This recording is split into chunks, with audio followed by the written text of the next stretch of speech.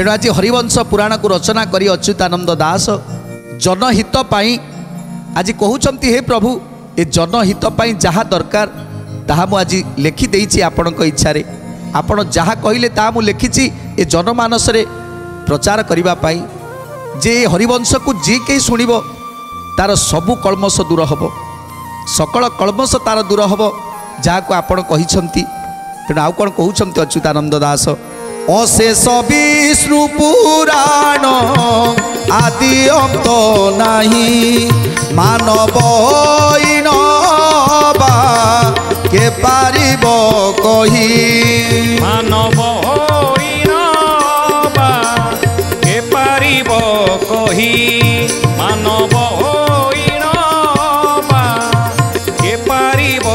कही जन्मरु मूर्ख मुई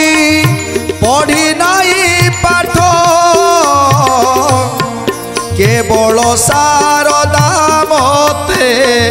देखाइले बाट केवल शारदा मते देखाइले बाट केवल शारदा मते देखाइले बाट जो विष्णुंकर कथा विष्णुंकर चरित जार आदि नाही कि जार अंत नाही तेणु ताकू वर्णना करिबा ताकू वर्णना करिक रचना करिबा ये कौन गोटे साधारण लोकर कथा ये केबे साधारण गोटे जने लोक केबे लिखि पारिबनी जेते ज्ञानी हेइथाउ जेते पंडित हेइथाउ प्रभुंकर कौन सबु चरित प्रभु कौन कौन सब करिसंती कोठी कौन सब करिसंती तार वर्णना को करिबा एते सहज कथा नुहे जे पर्यंत सी न चाहिछि जेतेबेले प्रभु न चाहिछंती से पर्यंत आमे तांकर चरित को किछि लिखि परिबानी। तेणु से कथा आज कहउचंती अच्युतानंद दास जे मो जीवन में मु पाठ पढ़िनी केबे पाठ पढ़िनी धरिनी केवल केबे लेखनी मुन मु धरि नथिली आज जहाँ आपण मो कंठरे कहउचंती कंठरे बसिचंती शारदा माँ आउ शारदा माँ कंठरे जहाँ मोर कहउचंती ताहा मु लिखुची। तेणु तेणु ये केवल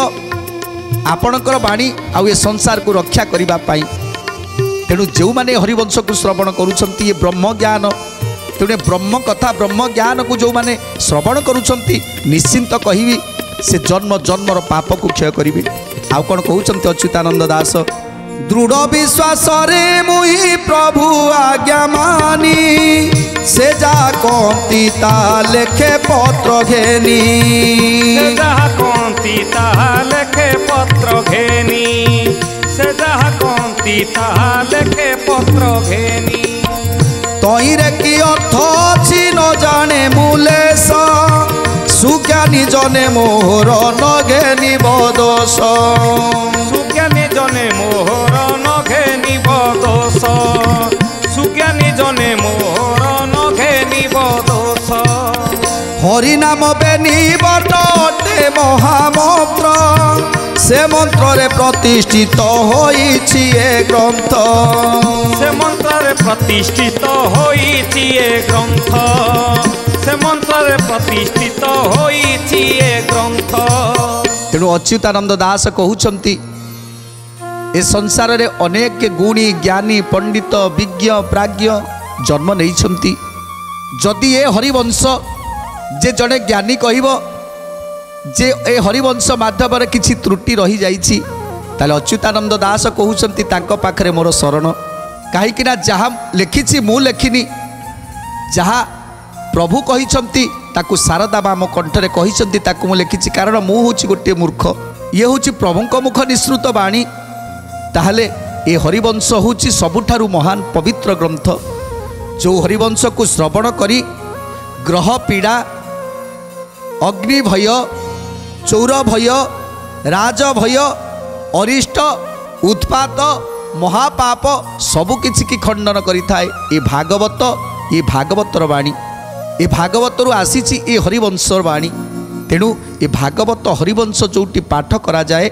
जहाँ जी भावरस भक्तिरस जी शुणे जी से भक्तिरस रे मजी जाए भक्तिरस को पान करी मजी जाए तेणु तार निश्चिंत उपकार हुए जे से ब्रह्म को दर्शन करे आउ शेष प्रभुंक शरीर रे लीन हो जाए। तार आउ पुनर्जन्म हुएनी तार आउ पुनर्जन्म नाही। तेणु सुंदर कथा अच्युतानंद दास लिखिछंती